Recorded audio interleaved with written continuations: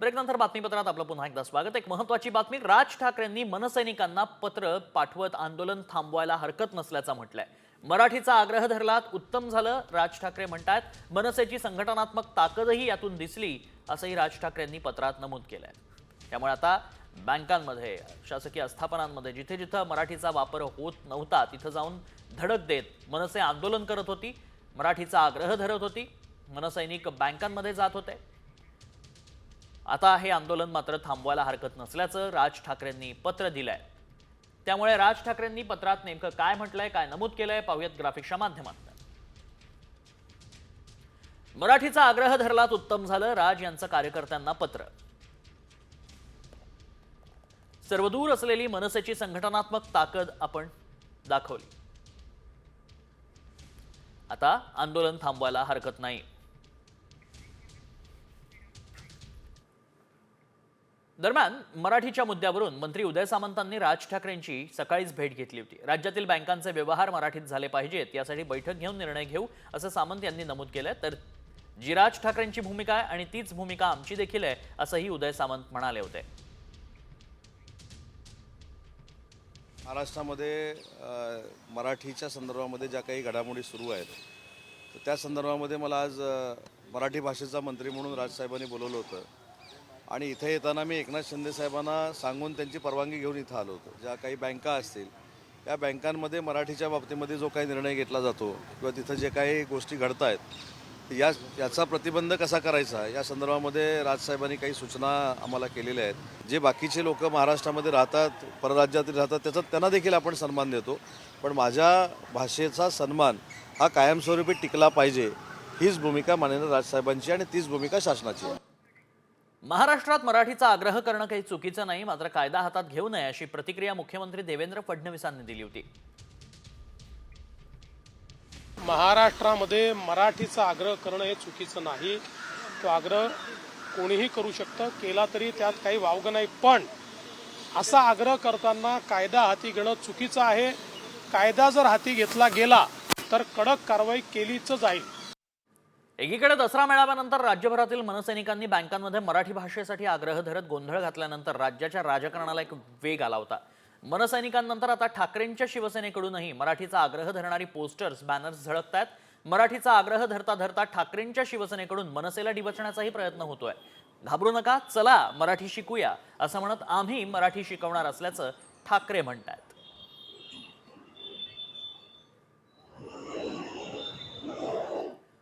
पुढच्या बातमीकडे, बातमी कोल्हापुरातून आता समोर येते। कोल्हापुरातील सहाय्यक पोलीस निरीक्षक अश्विनी बिद्रे खून खटल्याचा निकाल अखेर समोर आलाय। या प्रकरणात आता एका आरोपीची निर्दोष सुटका देखील करण्यात आली। राजू पाटीलची निर्दोष सुटका झाली आहे। बिद्रे हत्या प्रकरणात तत्कालीन पोलीस निरीक्षक अभय कुरुंदकरवर हत्येचा मुख्य आरोप करण्यात आला होता। बिद्रे हत्या प्रकरण खळबळ माजली होती आणि पनवेल सत्र न्यायालयानं या बिद्रे प्रकरणी आता निकाल दिलाय।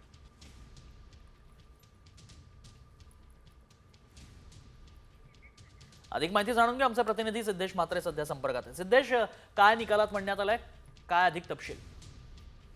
2016 साली झालेल्या अश्विनी बिंद्रे हत्या प्रकरणाची पनवेल सत्र न्यायालयात जी आहे ती सुनावणी आता सुरू झालेली आहे। निकालाचं वाचन जे आहे ते आता न्यायाधीश आहेत ते करताना आपल्याला पाहायला मिळतं। त्याच्यामध्ये आरोपी क्रमांक 2 जे होते राजू पाटील यांची निर्दोष मुक्तता जी आहे ती करण्यात आलेली आहे। अश्विनी बिंद्रे यांच्या हत्येमध्ये त्यांचा कुठलाही सहभाग असल्याचे पुरावे जे आहेत ते कोर्टामध्ये सादर होऊ शकले नाहीत किंवा ते पुरावे संपूर्ण क्लिअर होऊ शकले नाहीत आणि त्याचमुळे कुठेतरी राजू पाटील यांना निर्दोष मुक्तता केलेली आहे। मात्र आता अभय कुरुंदकर आणि त्याच्याबरोबरचे इतर साथीदार आहेत त्यांच्याबद्दल नेमका निकाल काय देतात न्यायाधीश हे पाहण्याचं महत्त्वाचं ठरणार आहे। नक्कीच धन्यवाद सिद्धेश, आपण दिलेल्या सविस्तर माहितीसाठी।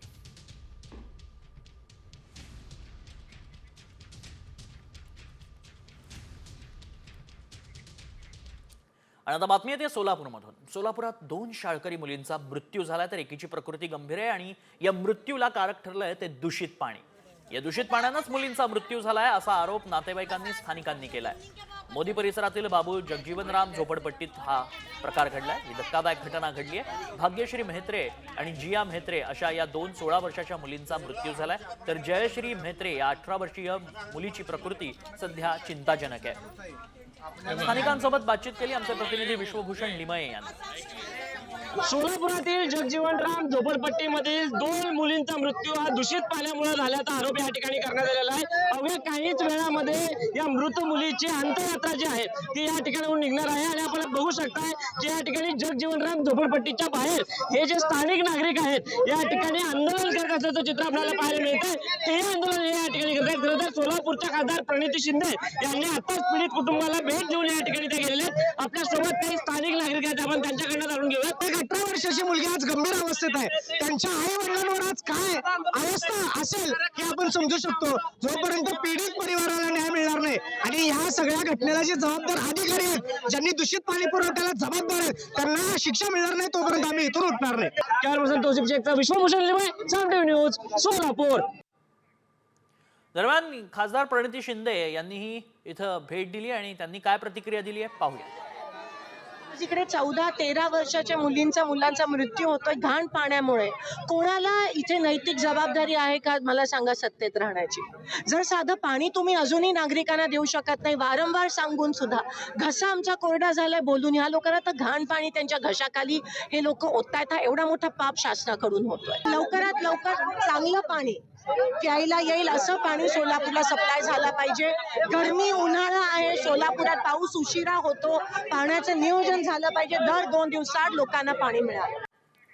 बातमीपत्रात पुढच्या महत्त्वाच्या बातम्यांचा आढावा सुपरफास्ट। अवकाळी पावसानं वीटभट्टी व्यावसायिकांचं नुकसान झालंय। आंबा काजूच्या पिकाप्रमाणेच भट्टीही थंड झाली आहे। उन्हाळ्याच्या 4 महिन्यात केल्या जाणाऱ्या या वीटभट्टी व्यवसायाला अवकाळी पावसाचा मोठा फटका बसलाय।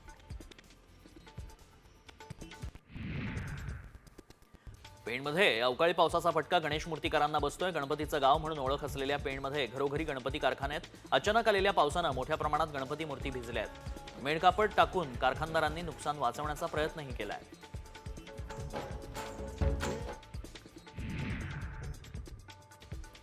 गुहागरच्या शृंगाळतळी बाजारपेठेतील हॉटेल्स तसंच बांधकामाचं सांडपाणी सोडल्यानं 8 बोरवेल 1 विहीर बाधित झाली आहे। त्यामुळे ग्रामस्थ संतापलेत। दूषित झालेल्या पाण्याचे नमुने प्रदूषण मंडळाकडून तपासणीसाठी नेण्यात आलेत। भविष्यामध्ये पाण्याची व्यवस्था कशी करायची असा सवाल ग्रामस्थांनी प्रशासनाला केलाय। अहिल्यानगरमधील संगमनेर तालुक्यात पाण्याची टंचाई जाणवू लागली आहे। बहुतांश ग्रामपंचायतींनी पाण्याच्या टँकरची मागणी सुरू केली आहे। बार्शी शहरातील प्रमुख भागात अवकाळी पावसानं तुफान बरसात केली आहे। मागच्या 2 दिवसांपासून बार्शी तालुक्यात अवकाळी पावसाचा धुमाकूळ सुरू आहे। उकाड्यानं हैराण झालेल्या बार्शीकरांना या पावसानं दिलासा मिळाला असला तरी शेतकरी चिंतेत आहेत।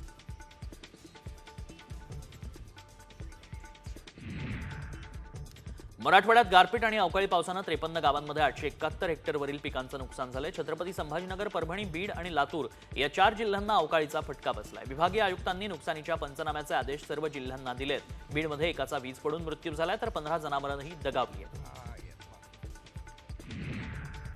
भोर तालुक्यात वादळी वाऱ्यासह अवकाळी पावसानं जोरदार हजेरी लावली आहे। भोर मार्गे महाडला जाणारा रस्ता, वरंध घाटातला रस्ता चिखलमय झालाय। भोर ते महाड या 80 किलोमीटरच्या मार्गाचं रुंदीकरणाचं काम सुरू आहे आणि त्यातच अचानक आलेल्या पावसानं आजूबाजूची माती रस्त्यावर येऊन चिखल झालाय। राज्याच्या अनेक भागात अवकाळीचा धुमाकूळ सुरूच आहे। शहापूरमध्ये सोसाट्याच्या वाऱ्यासह तुफान पाऊस बरसलाय। यावेळी आलेल्या पावसानं शेतकऱ्यांना मोठा फटका बसलाय। नांदेडच्या नायगाव तालुक्यातील इगळमोरमध्ये दत्तात्रय पांचाळ या शेतकऱ्यांना पारंपरिक पिकाला फाटा देत 2 एकर शेतावर एरंडीची लागवड केली आहे। त्यातून त्यांना तब्बल 4 लाखांचा नफा मिळालाय। अवकाळी पावसानं आंबा बागायतदारांचं लाखोंचं नुकसान झालंय। हातातोंडाशी आलेला घास पावसानं हिरावून गेल्यानं आंबा बागायतदार शेतकरी हवालदिल झालाय।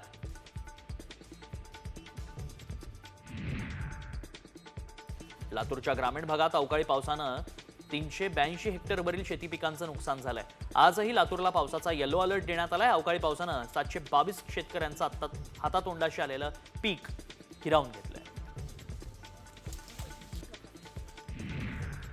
अवकाळी पावसानं 17 जिल्ह्यांमधील 13,000 हेक्टरमधून अधिक शेती पिकांचं नुकसान झालंय। काढणीला आलेला गहू, हरभरा पिकाला मोठा फटका बसलाय। भाजीपाला तसंच फळ पिकांनाही या अवकाळीनं चांगलाच दणका दिलाय। नुकसानग्रस्त पिकांचे पंचनामे करण्यास सुरुवात झाली आहे। त्याचा अंतिम अहवाल लवकरच सादर केला जाणार आहे।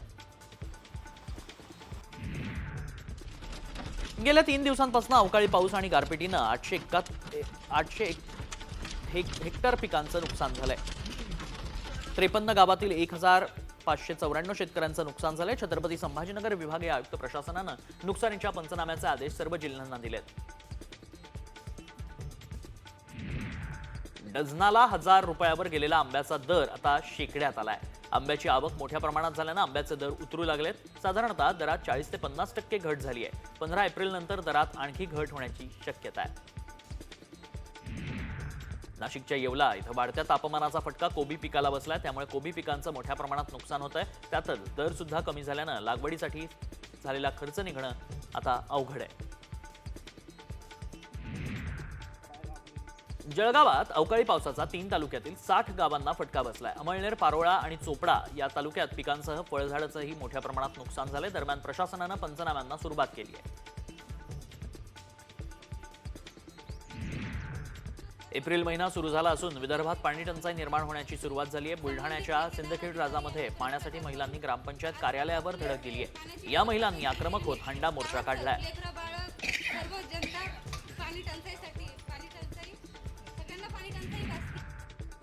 दीनानाथ मंगेशकर रुग्णालयाबाहेर अखंड मराठा समाजानं आंदोलन केलंय. रुग्णालय प्रशासनाविरोधात आंदोलन सुरू असल्याचं म्हणण्यात आलं. रुग्णालय प्रशासनाविरोधात सदोष मनुष्यवधाचा गुन्हा दाखल करण्याची मागणी आंदोलकांनी केली आहे.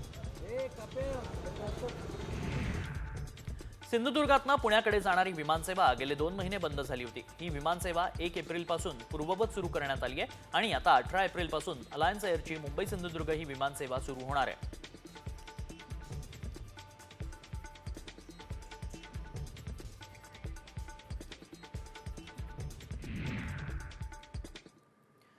लाडक्या बहिणींना आता सरकार मोफत वॉशिंग मशीन देणार आहे. होय, केंद्र सरकार महिलांना वॉशिंग मशीन देणार आहे. मात्र हे आम्ही म्हणत नाही आहोत, तसा दावा करण्यात आलाय. खरंच सरकार मोफत मशीन देणार आहे का याची आम्ही पडताळणी जरूर केली आहे. तेव्हा काय सत्य समोर आलं पहा. लाडकींसाठी केंद्राची फ्री वॉशिंग मशीन योजना. सरकार महिलांना मोफत वॉशिंग मशीन देणार. व्हायरल मेसेज मागचं सत्य काय? लाडकींना आता केंद्र सरकारही मदत करणार आहे. कारण लाडकींसाठी आता केंद्र सरकार मोफत वॉशिंग मशीन देणार असल्याचा दावा करण्यात आलाय. तसा मेसेज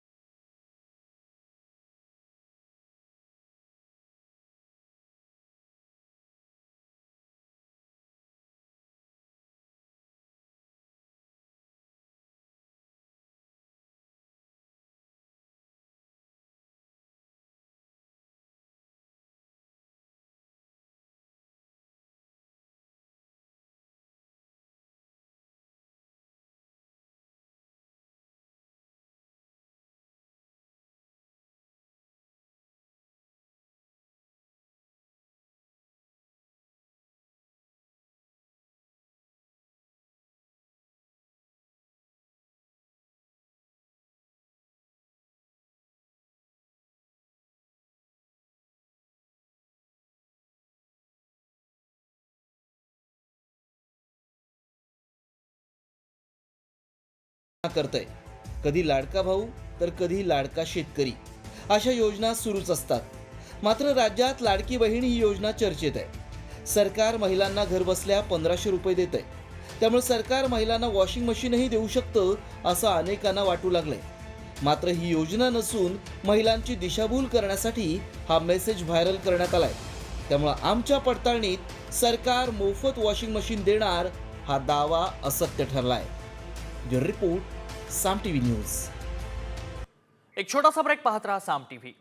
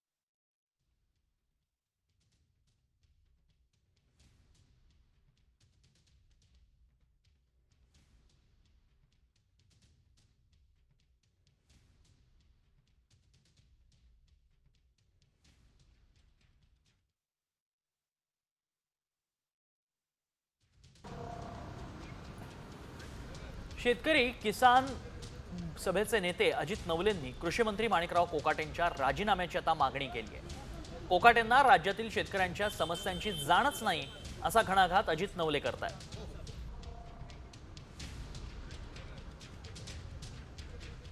कर्जमाफीची रक्कम शेतकरी लग्न समारंभावर उधळतात अशा प्रकारचं कृषी मंत्र्यांचं विधान हे संतापजनक आहेच. मात्र त्याचबरोबर महाराष्ट्राचे शेतकरी शेती कशा प्रकारे करतायत आणि त्यांच्यापुढे काय समस्या आहे याची जाण कृषी मंत्री